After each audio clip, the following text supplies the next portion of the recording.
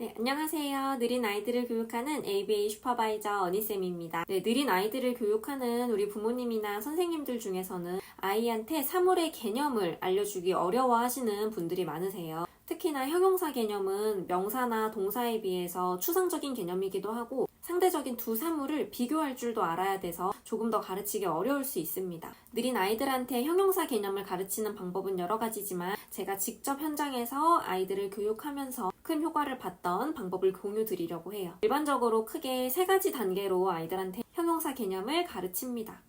첫 번째는 매칭, 두 번째는 변별, 3단계는 명명이에요. 그럼 첫 번째 매칭부터 이야기를 한번 드려볼게요. 자, 가장 먼저 같은 형용사를 가진 사물들끼리 매칭하는 것부터 시작을 합니다. 책상에 접시 2개를 놓고 긴 막대랑 짧은 막대를 하나씩 넣어두세요.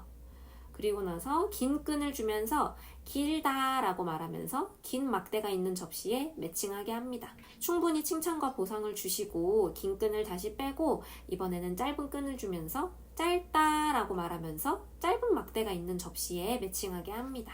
이번에는 긴 색종이, 짧은 색종이도 동일하게 각각 긴 막대, 짧은 막대에 차례차례 매칭하게 합니다.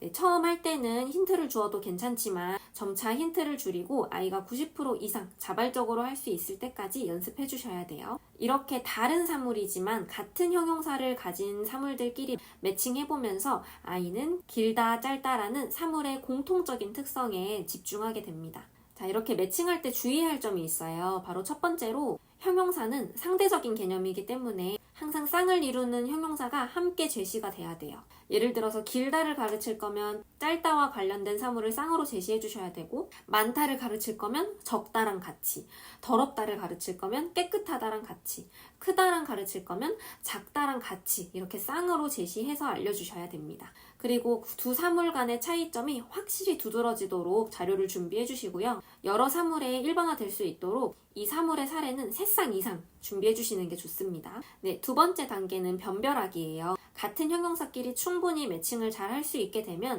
이제 형용사를 듣고 찾는 변별 과제로 넘어갑니다. 이 단계에서는 2가지 쌍의 사물을 보여주고 그 중에 한 형용사를 말하면서 사물을 고르게 합니다. 예를 들어서 긴 막대랑 짧은 막대를 책상에 두고 긴 거 줘, 긴 막대는 어딨지? 길다 이런 식으로 이야기합니다.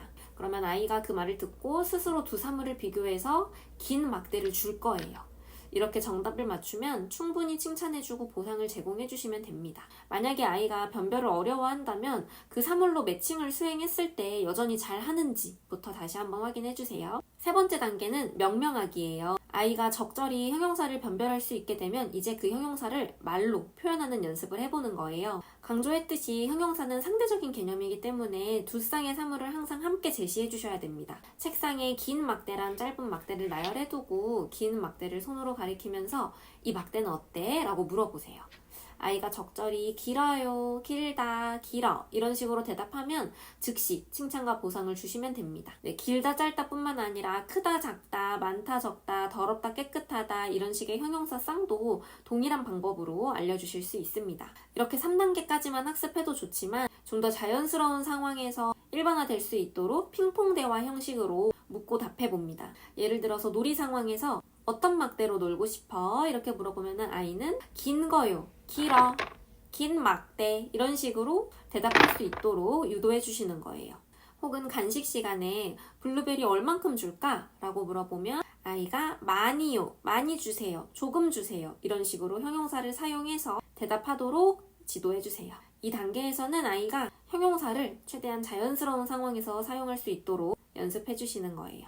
이렇게 형용사를 가르치는 과정은 아이의 수준에 맞춘 단계별 접근이 중요합니다. 매칭, 변별, 그리고 인트라버벌 이 확장하는 순서를 따라가다 보면 아이가 형용사를 더 쉽게 이해하고 사용할 수 있게 될 거예요. 물론 지속적인 연습이 필요하고 장기적으로 보셔야 되지만 급하게 생각하지 마시고 단기 목표를 설정해서 작은 변화 하나하나를 이룬다면 큰 성과가 있을 거예요. 네, 그럼 오늘도 영상 봐주셔서 감사합니다.